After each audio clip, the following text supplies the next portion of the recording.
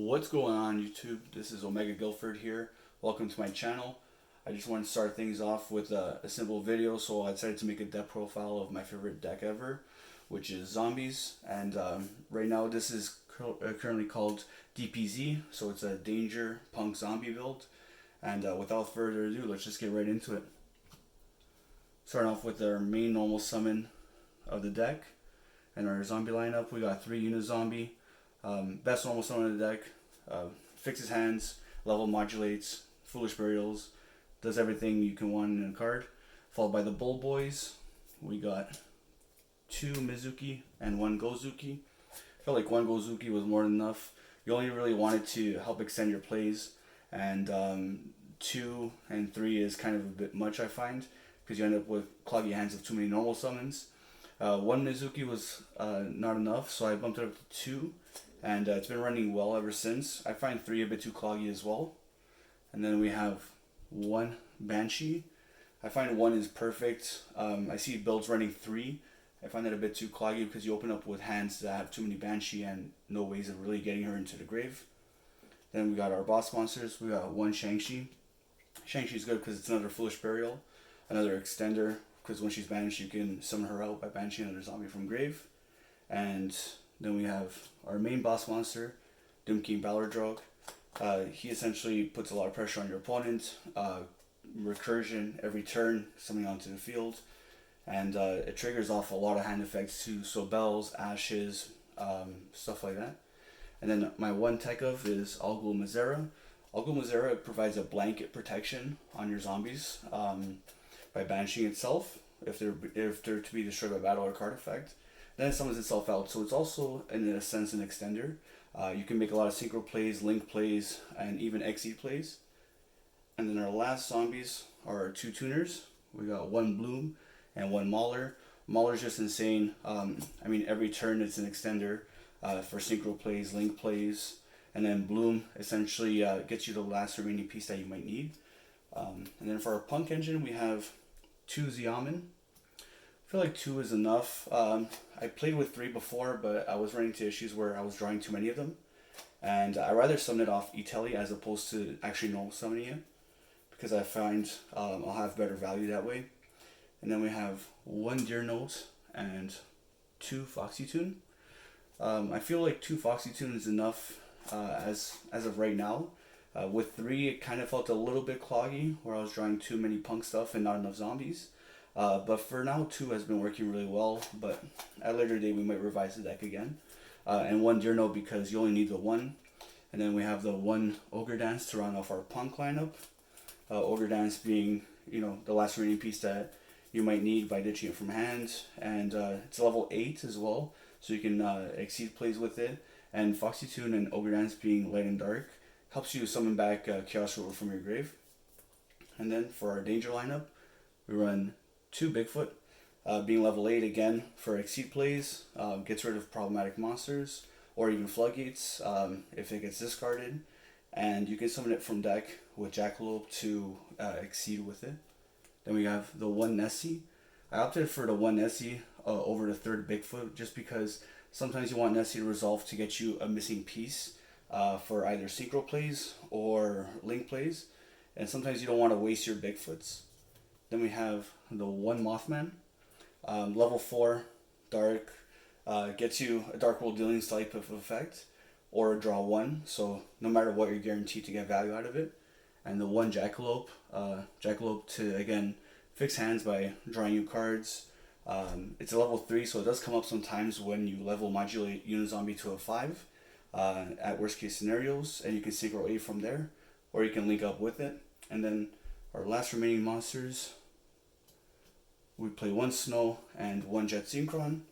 Jet Synchron, self-explanatory. It's essentially a free body on field, free extender, and Snow combos really well with Shang-Chi and Al Ghul, where if you banish both of them, you essentially get 3 monsters on board out of just the 1. And then for our hand trap lineup, we're running 3 Imperm and 3 Veiler. Reason for the Imperms and Veilers: sometimes you need Imperm where Veiler won't be good, and sometimes you need Veiler where Imperm won't be good. And you can also save the imperms for your turn, whereas the veilers are only really good on your opponent's turn. So if you need to start off by, baiting out an Omni Negate, like a Barone, or even like a Red Dragon Archfiend, that'll definitely come up.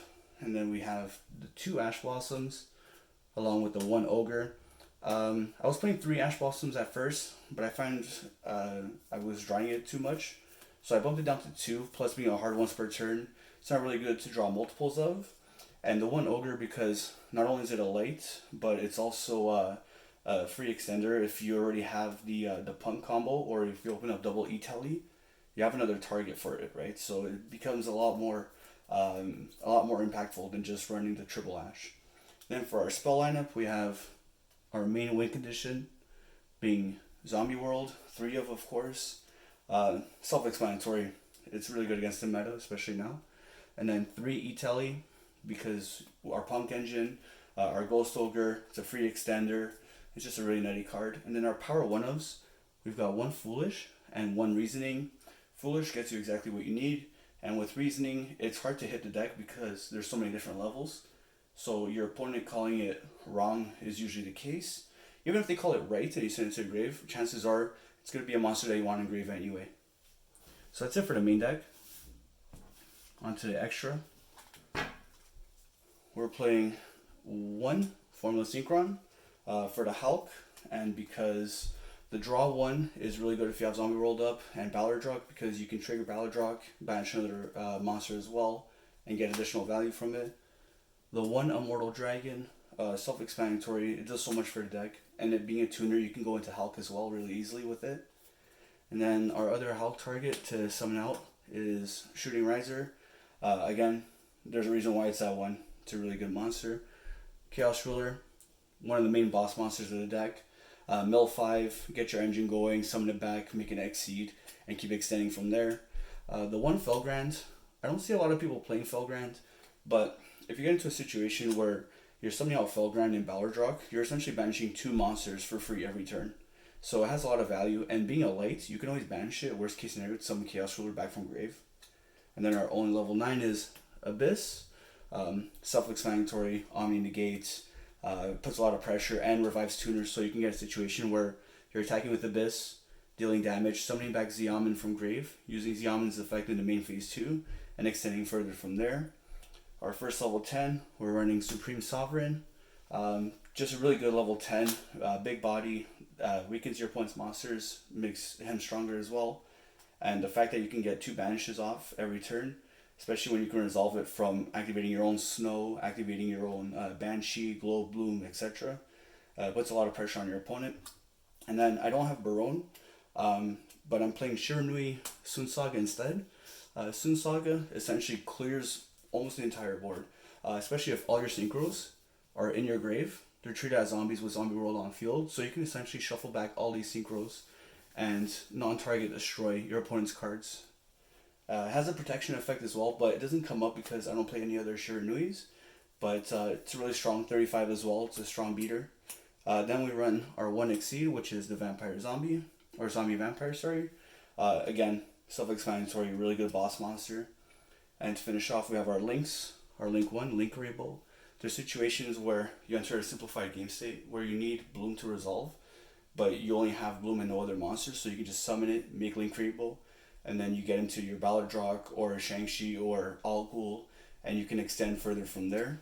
Then the 1 Vampire Sucker, self-explanatory, and it has a hidden effect that not many people know about, where you can actually tribute your opponent's zombie monsters for the tribute summon of a zombie monster yourself. So if you have something like Ballardrock or Al Ghul, you can essentially tribute 2 of your opponent's monsters just to summon it out. And then our Hulk, honestly this card's broken. Shouldn't even be at 1, it should be banned probably, but hey, while it's here we play with it. Then we have the 1 Unicorn, spot removal, spins back to the deck so it gets around a lot of destruction and protection effects. Link 3, so you can link climb into an access code.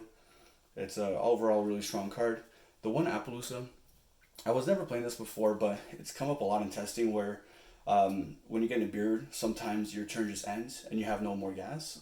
So a lot of times you'd be making Appaloosa as your 5th summon, and if your opponent is kind of sleeping on the deck and not really sure what the deck's going to do, you can oftentimes make up losers for 4. And at that point, you put a lot of pressure on your opponent. And then 1 Access Code Talker, self-explanatory, OTK enabler, free pops, overall just really strong monster. So yeah guys, that's the deck profile. Once again, thank you for visiting the channel. If you like what you see, just comment, subscribe. Let me know what it is that I can do to improve the deck, to improve quality of videos and all that fun stuff. Once again, thanks for checking me out. Have a great day. Peace.